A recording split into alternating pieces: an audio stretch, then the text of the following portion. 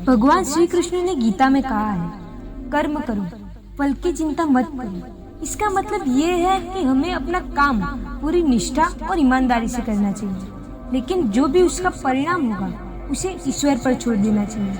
अगर हम कर्म में सच्चाई रखेंगे तो हमें फल भी अच्छा मिलेगा।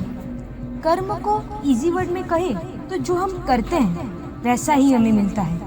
भगवान के रूप है या नहीं, कुछ मानते हैं कुछ नहीं मानते, कहते हैं एक पावर है, पर कर्मों में सब मानते हैं। एक सिंपल सी मशीन जो अपने आप नहीं चल सकती, उसे भी चलाने के लिए कोई ना कोई चाहिए।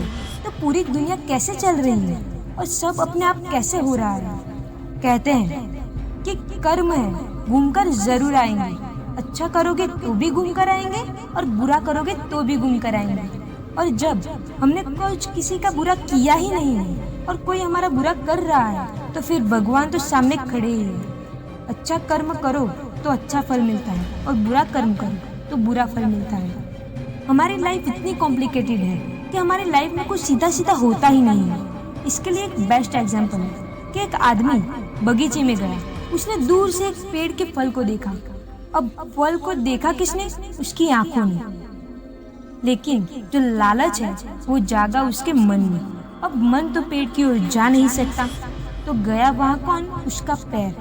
अब पैर जो है फल को तोड़ नहीं सकते, तो तोड़ा उसके हाथों ने। और हाथ जो है फल को खा नहीं सकते, तो खाया उसके मुंह ने।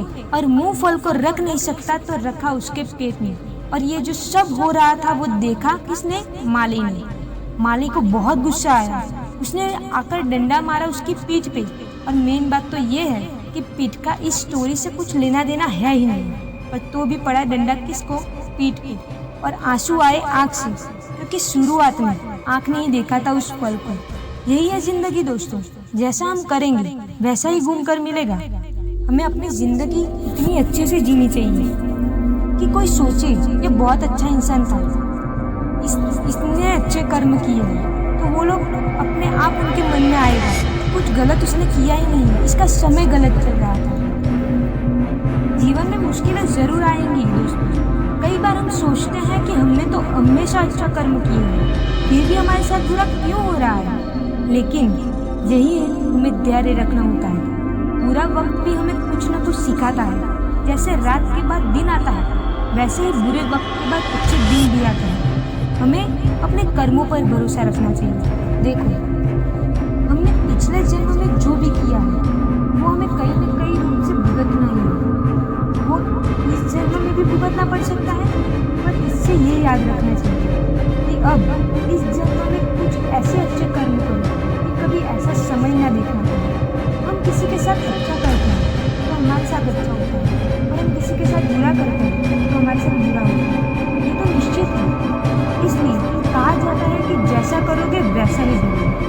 कभी बैठकर सोचो कि हर इंसान अलग जगह पर पैदा क्यों होता है। कोई अमीरी में, लग्जरी में, ऐशो आराम में पैदा होता है, तो कोई गरीबी में पैदा होता है। कोई अच्छी लाइफ जी रहा है तो कोई प्रॉब्लम में लाइफ जी रहा है। क्यों होता है ये हमारे कर्म होते हैं। जो भगवान को मानता नहीं है, इसका मतलब ये नहीं है कि उसकी लाइफ अच्छी नहीं हो सकती, उसके साथ अच्छा नहीं हो सकता।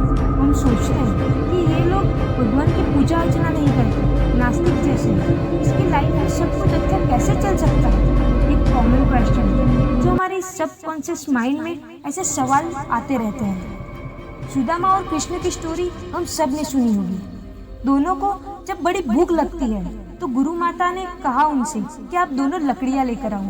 तो दोनों गए और उनके लिए गुरु माता ने थोड़े चने भी बांध कर दिए, क्योंकि दोनों बच्चे हैं तो उन्हें भूख लग सकती है। और कहा दोनों आधे आधे खाना। और हमें पता है कि वहाँ बहुत बारिश हुई। सुदामा जी को बहुत भूख लगी थी। उन्होंने खाना शुरू किया और खाते खाते उन्होंने अपने तो चने खा ही लिए, साथ में दूसरे भी चने खा गए। उन्होंने सोचा कि किसको पता चलेगा, पर भगवान को सब पता था।